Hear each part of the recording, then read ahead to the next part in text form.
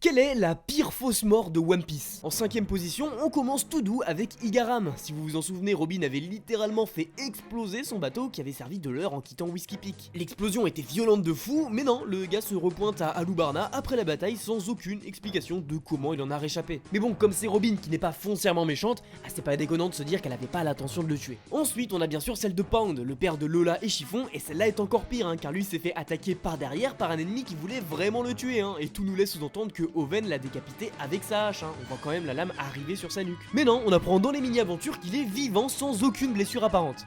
Pour moi ça n'a jamais existé. Mais avant d'entamer le top 3, merci, on a atteint super vite les 5000 abos, je m'y attendais pas, donc comme promis je te fais gagner cette figurine de croco. Pour ça il faut que tu sois abonné et que tu commentes Pound sous cette vidéo TikTok. Troisième, Pell. Alors oui c'est la fausse mort la plus connue, le mec a explosé avec Hiroshima dans les pattes et s'en sort juste avec une béquille, c'est scandaleux, mais il y a une circonstance atténuante. En réalité ce chapitre était sorti peu après le 11 septembre et voir des trucs exploser en attaque aérienne c'était pas forcément le délire du moment, donc Oda a décidé de faire revenir le personnage malgré que ça n'ait aucun sens. En deuxième place, et attention les Animonly parce que ça va spoiler, mais Vegapunk bordel. Dans le chapitre 1134, on apprend tranquillou que Lilith a ramené un clone de Vegapunk qu'elle va pouvoir ramener à la vie sans souci, et puis que oui, au passage elle pourra aussi soigner Kuma, alors que Vegapunk a répété 1 milliard de fois à Bonnie que c'était impossible. Que les satellites soient encore en vie, passe encore, mais putain si Stella revient vraiment à la vie, ce serait horrible, ça annulerait toute la beauté de son sacrifice qui consistait justement à donner sa vie pour révéler la vérité au monde entier. Et pareil pour Kuma, Oda, si tu veux qu'un perso se sacrifie, il faut des conséquences, sinon on n'y croit plus. Enfin premier évidemment,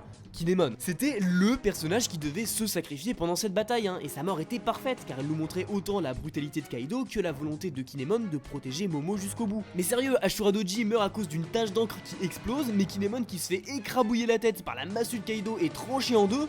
Oh bah c'est 3 fois rien. Parce que soi-disant Law, médecin et maîtrisant parfaitement son fruit du démon, l'avait mal recollé. Oda je te déteste.